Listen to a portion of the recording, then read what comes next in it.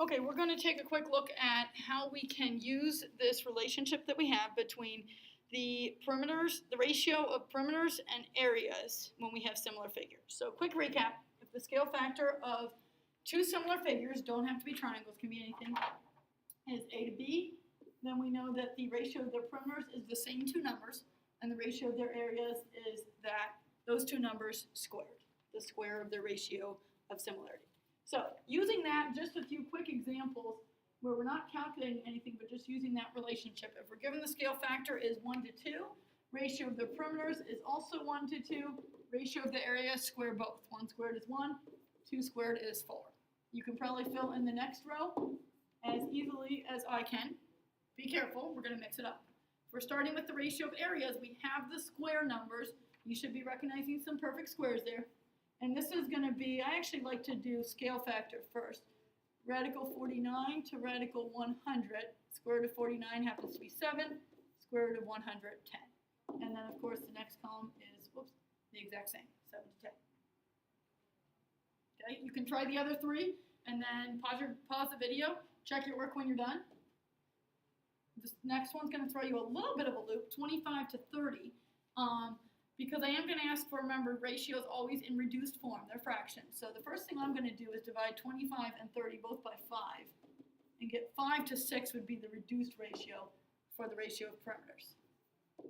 So I'm going to put 5 to 6 here. That looks a lot better than 25 to 30. And then that's going to be a lot nicer, too, when I square them. 5 squared to 6 squared, giving me 25 to 36. Now, incidentally, if you would have squared 25 and squared 30 for this number over here, you still would have gotten 25 to 36, but you would have had to reduce some pretty large numbers. I'd rather reduce smaller numbers. That's why I reduce first. Next two, I've got the square, so I've got to reduce. So I've got to do square root of 1 to square root of 2. Square root of 1 is just 1. Square root of 2, I don't know. I'm going to leave it radical 2. So 1 to radical 2. And then the last one, 12 to 20. Two options. First option is to reduce, just like we did in the one before. Radical 12 comes out to 2 radical 3. Radical 20 is 2 radical 5. 2's cancel. And radical 3 to radical 5 would be my reduced ratio. Other way you could have gone that, I said I like to reduce first. Here I didn't. I did the radicals and then I reduced. But what if I had reduced 12 and 20, divide them both by 4, you would have gotten 3 to 5, radical 3 to radical 5. Okay, that's what I have right there, and of course right there. So you can reduce first, totally fine. Two examples I want to get through quickly because we're going to be ending the period here soon. Okay, we've got abstract problem. I'm giving you information about a pentagon. We've got 5 side lengths. And I'm giving you the area. Find the perimeter of a similar pentagon whose area is 216 square centimeters. Now, the only way I know of finding perimeter is adding up all the sides. That would mean for my second pentagon, I would have to actually calculate all 5 side lengths in order to find the perimeter. Or I can take a shortcut. Here's my shortcut.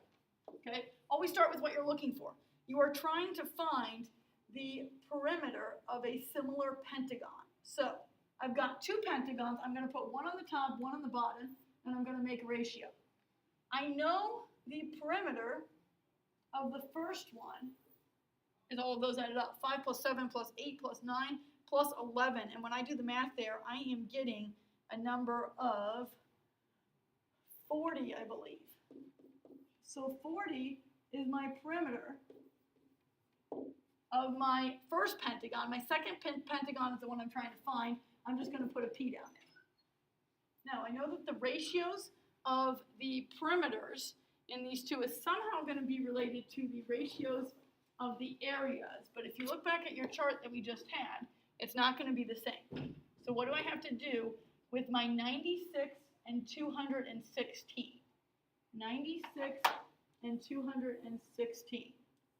Thinking, what am I going to do with those? So I'm going to take my 96 and 216,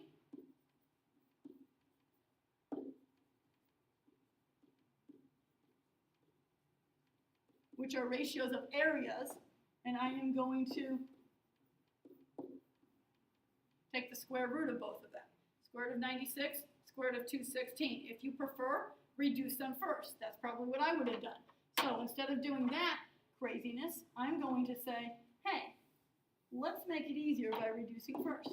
96 and 216 happens to reduce to 4 over 9. Square root of 4 and square root of 9 equals 2/3. Guess what? This is my ratio of perimeters or ratio of similarity. That's what I'm going to put right here in making my fraction. I'm going to set the ratio of perimeters, 40 over p, the perimeter I'm trying to find, equal to 2/3. If you had set it equal to 96 over 216 or 4 over 9, you would have been wrong because that's the square of the actual ratio. So as soon as you get this, the problem is now a piece of cake. You are solving a proportion. We've done that a million times. 2 times p equals 40 times 3, which is 120. 2p equals 120. So I'm getting my perimeter is 60. Let's remember to put some units since we're talking measurements. Go ahead and read the next one and try to set it up and then check.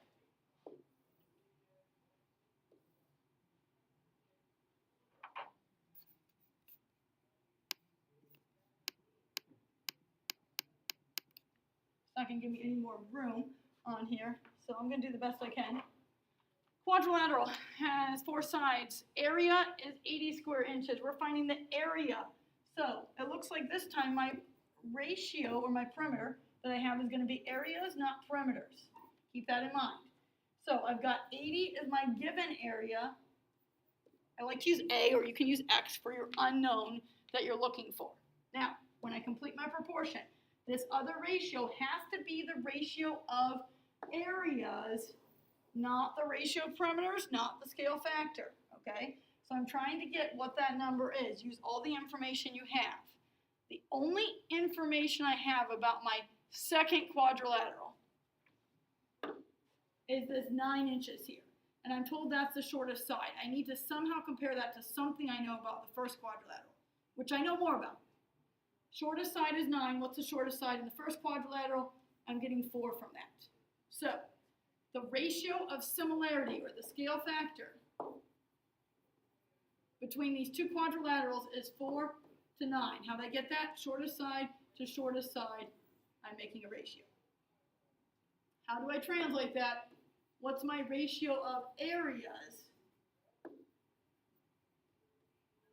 Well, if we look at our chart, we're right here. We've got to go to here. What do we have to do? We better be thinking square it. So I'm going to be squaring right now 4 over 9, not taking square root. I know the perfect squares don't get tricked. 16 over 81 is my ratio of areas that's going right here. And that is me thinking through this problem. What am I going to actually put in there? Go ahead and cross multiply and divide. Check your answer. My answer for this one was area 405 inches squared. I'm going to let you do the math since I'm out of room here.